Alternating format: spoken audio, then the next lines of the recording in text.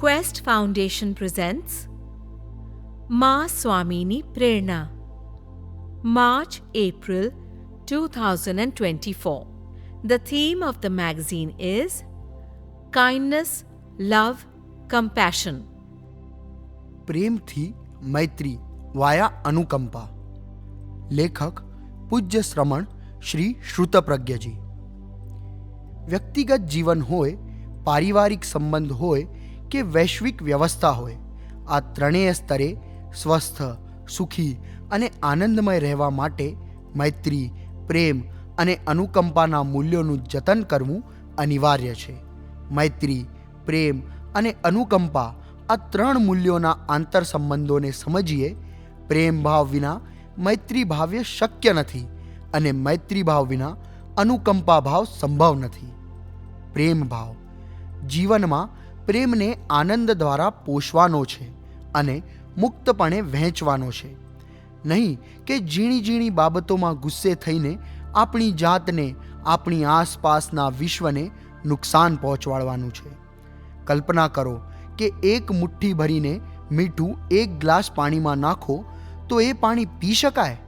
ના, પણ એ જ એક મુઠ્ઠી મીઠું નદીમાં નાખો તો બહુ મોટો ફેર પડે નહીં. એમ જ આપણું દિલ જો નાનું રાખીએ તો આપણે આપણી આસપાસ રહેલા લોકોની નાની નાની વાતમાં પણ ગૂંચવાયા કરીએ અને એ વાતો આપણને અકળાવી મૂકે.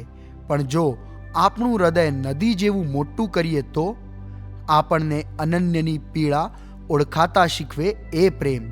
તમને આવો પ્રેમ મળે ને ત્યારે શાંતિ, હળવાશ અને આનંદનો અહેસાસ થાય. આવા પ્રેમની પ્રાપ્તિ માટે પરસ્પર સમાનતા અને સન્માન હોવા જરૂરી છે.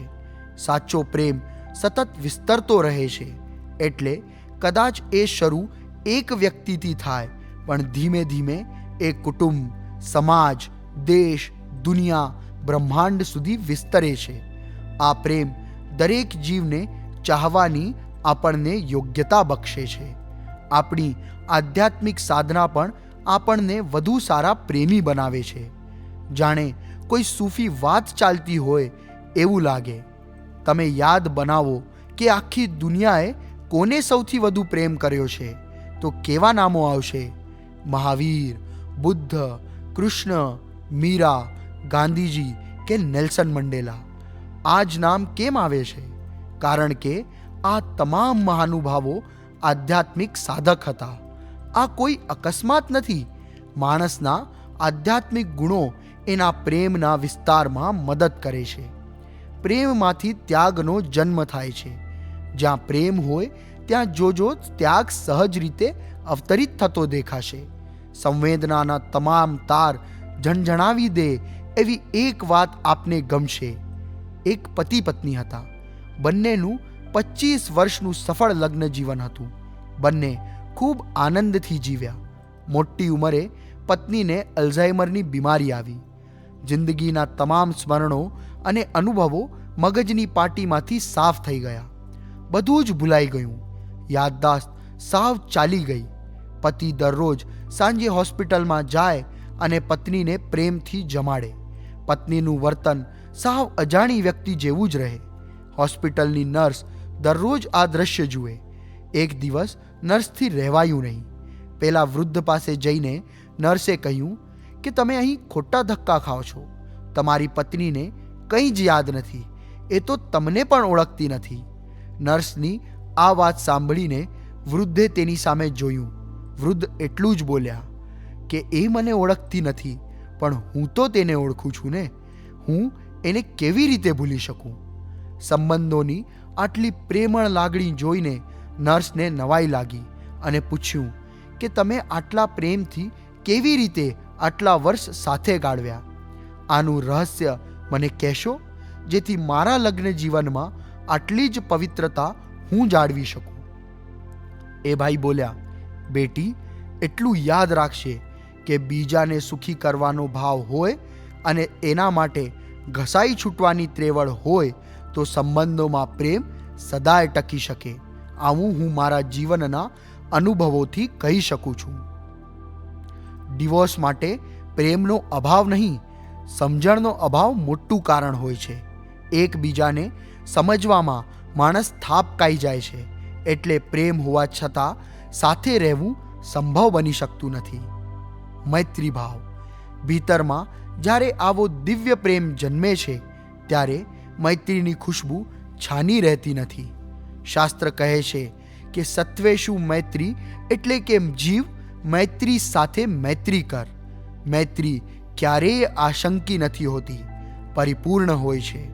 શાસ્ત્ર મૈત્રીની વ્યાખ્યા કરે છે અને કહે છે, પરહિત ચિંતા મૈત્રી. બીજાના હિતનો વિચાર કરવો એ સાચી મૈત્રી. પોતાના જ હિતનો વિચાર કરવો એ સ્વાર્થ છે. જૈન ધર્મની આ પ્રસિદ્ધ પ્રાર્થના ગણગણવા જેવી છે. મૈત્રી ભાવનું પવિત્ર ઝરણું મુજ હૈયામાં વયા કરે, શુભ થાઓ આ સકલ વિશ્વનું, એવી ભાવના નિત્ય રહે.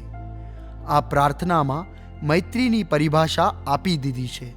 જ્યારે સાધકમાં એવી ભાવના જન્મે કે આ સકલ વિશ્વનું શુભ થાવ, ત્યારે મૈત્રીના બીજ હૃદયની ભૂમિમાં રોપાયા છે એમ સમજવું. વિનય વિજયજી મહારાજ રચિત શાંત સુધારસ ગ્રંથમાં મૈત્રી શા માટે કરવી જોઈએ એના 2 સુંદર કારણો આપ્યા છે.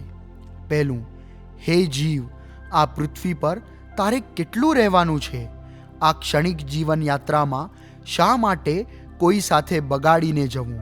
સૌ સાથે મૈત્રી કરશો તો જીવન યાત્રા ઉર્ધ્વ ગતિએ પ્રયાણ કરશે.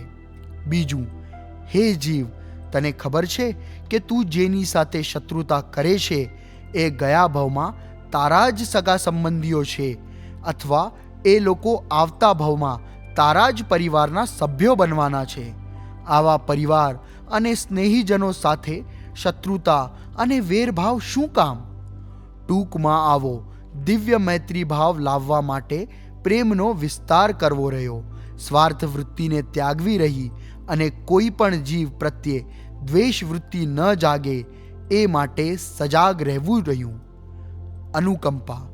જીન શાસનમાં પ્રભુ મહાવીર સ્વામીએ અનુકંપાને સમ્યક દર્શનનું લક્ષણ ગણાવ્યું છે. આ અનુકંપા એ મૈત્રી ભાવનું પરિણામ છે. મૈત્રી એ એક ભાવ છે અને અનુકંપા તેનું વ્યવહારિક સ્વરૂપ છે.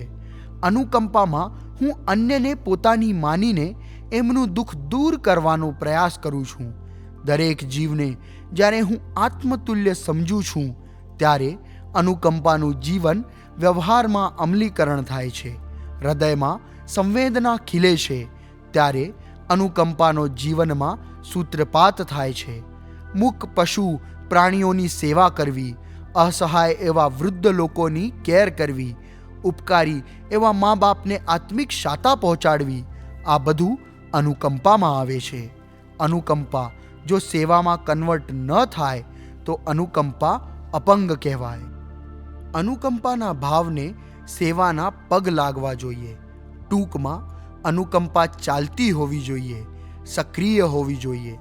આ ધરતી પર આપણને રહેવા માટે જે જગ્યા મળી છે, સાચી રીતે એનું ભાડું કુદરતને ત્યારે જ ચૂકવાય જ્યારે આપણે નિસ્વાર્થ ભાવે કોઈની સેવા કરીએ.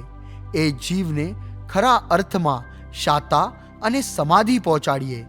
આમ મને એવું લાગે કે પ્રેમથી મૈત્રીનો માર્ગ વાયા અનુકંપા થઈને આત્માના આનંદથી સુખી પહોંચે છે. આ ત્રણેય માનવી મૂલ્યો ઘણીવાર આપણને પશુમાં જોવા મળતા હોય છે અને માનવી આ ગુણોની હત્યા કરીને પોતાની જાતને ક્ષણે ક્ષણે મારતો હોય છે.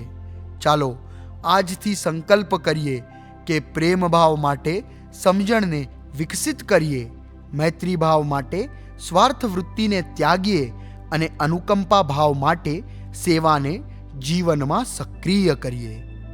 Love the vibe? Explore such interesting podcasts at www.questfoundation.org.in.